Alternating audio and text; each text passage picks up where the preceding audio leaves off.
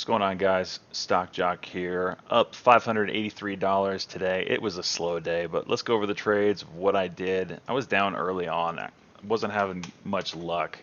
Skies SKYS was the first one. It was gapping up. Honestly, the news was pretty bad. I thought they had news just their Q2 reportings were out. I think they were in line, but low on revenue, whatever. I didn't think that they were great, but for some reason it was gapping up. So when a stock is gapping up, you got to pay attention to it, especially, at the open.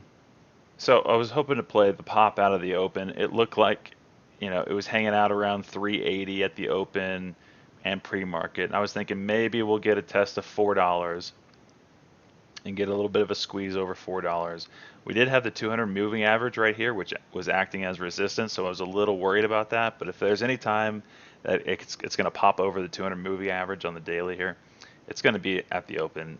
So it dipped down, and as it was coming back up, I'm sorry, it dipped down here, and as it was coming back up in this candle, I went long at 391 in the anticipation of the break of $4, and it just didn't happen. In fact, it got up here and then it just sold hard, and I was like, ugh.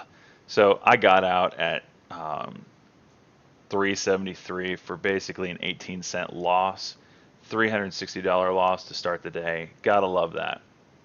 So 3 minutes later, again, we're gonna get that opportunity finally on SKYS to break $4.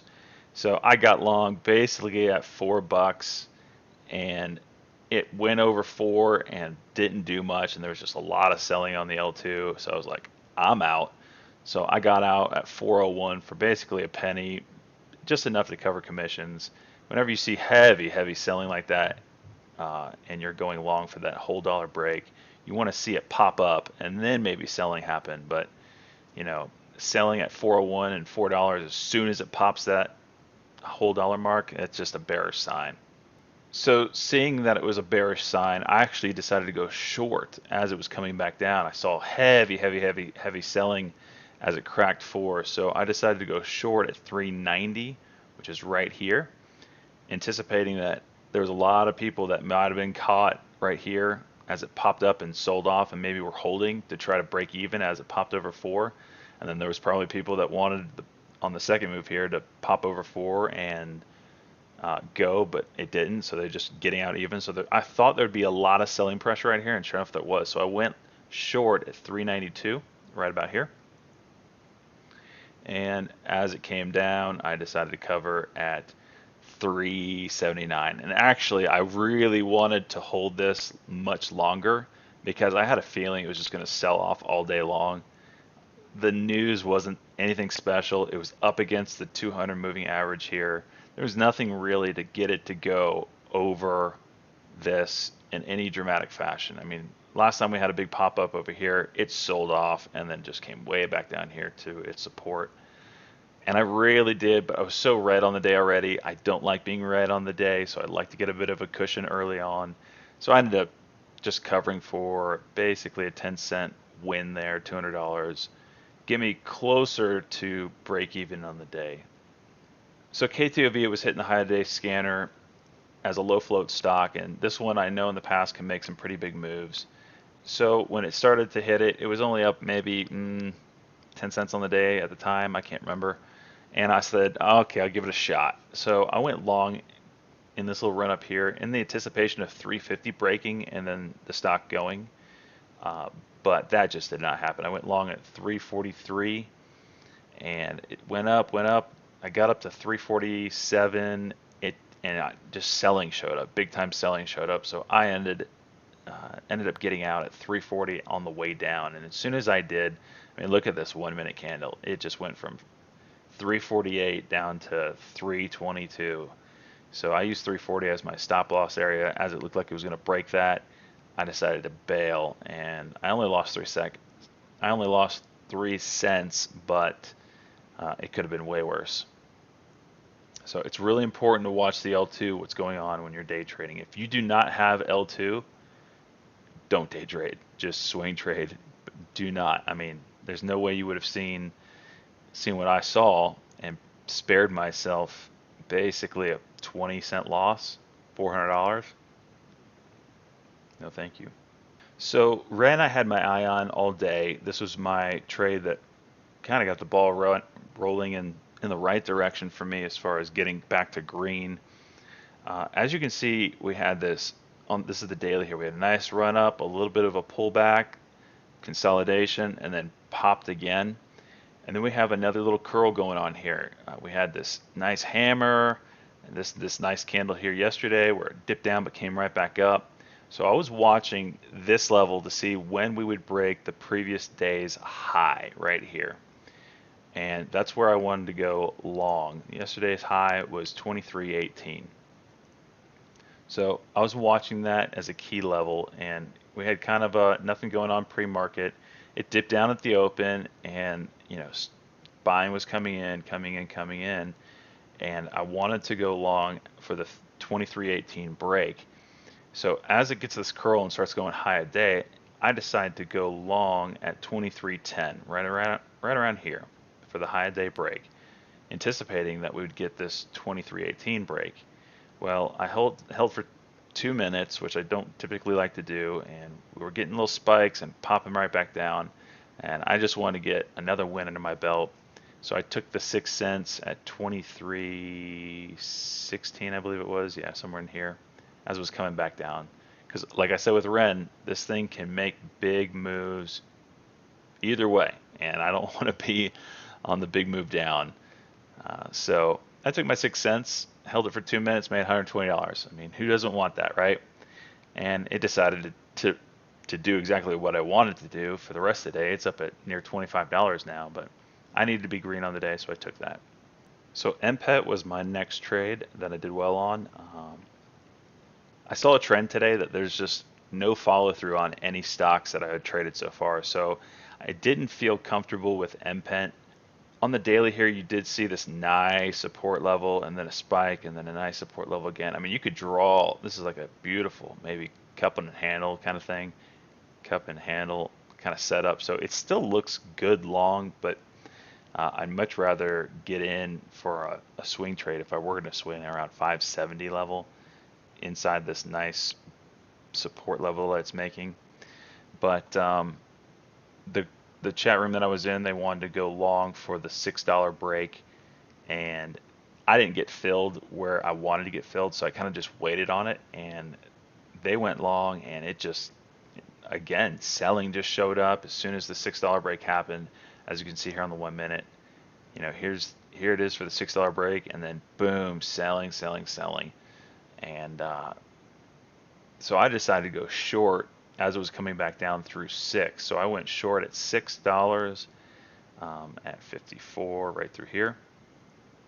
So I went short. It dropped. It went all the way down to 573, but I just wanted the 10-cent win, so I covered at 590 right in here. 200 bucks. So BGI, another kind of a low float stock that was hitting the scanners for going high a day. And really, there was no news out on BGI. I know it can make big moves. I mean, this thing, look at this, when it went from 60 cents to 5.15 in one day, that's a massive move. So BGI was definitely one I was watching. I wanted to do candle over candle in the 5 minute. It was up. So I was looking for this break of 213 of the previous candle's high. We were inside this one. So as it was looking like it was going to break that candle, it's getting a little extended, so I don't necessarily want to play the third or fourth 5 minute candle to make a new high. This is on the third one. So usually I'm going to play this for a real tight scalp. So I got in at 212-ish, somewhere around there. And as it popped over, I sold really quick for 216 plus 4, $80.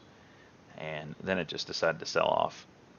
And I actually ended up going short on this as I saw the sellers. Again, this is up on for no reason. As you can see, the daily, after we had that huge spike way back here in July, it's kind of just sold off since then, and it could probably still go more, but the daily doesn't look anything great to be going long on. Maybe some news will change that, but so I wanted to go short as it came back down. So I went short at $2.05 right in here as we're coming back down and the selling was coming in. And I ended up covering at basically $2 mark. So 5 cents, $100. Getting the green. That's what I really wanted to do.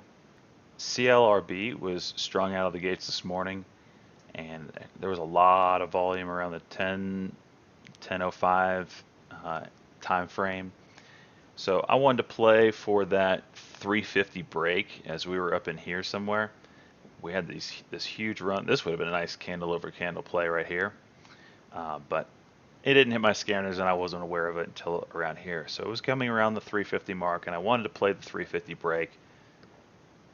So as it's coming up through here, I went long at 332 as volume was coming in, and it got up to 346, 347. But every time it would spike up there, it would come right back down. We see the spike and come right back down, spike, come right back down, and I didn't want anything to do with that. So it just looked really, really, it felt really heavy. When people say it felt really heavy, it's because of that. You see people buying and then sellers just show up. People buying and then sellers show up. And it just can't get the momentum it needs to break that key level of 350. So I was up, you know, 10 cents at 15 cents at times, but it just did not want to cooperate. So as it was coming back down on this candle, I sold for a 2-cent win, 40 bucks. WFM was a news play. News came out at 10:05 that there's just some rumors talk that Whole Foods is going to be bought out or being discussed to be bought out around $36 price target. That's why you see this huge volume spike here. Again, heard it on Benzinga.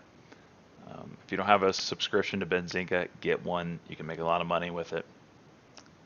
There's a coupon code down in the description of this video for 30% off any subscription. They have monthly, quarterly, yearly, you name it, they got it. So there's talk out there that a price target of $36 was being discussed in a buyout talk. So I got over there quick enough to where I wanted to get in.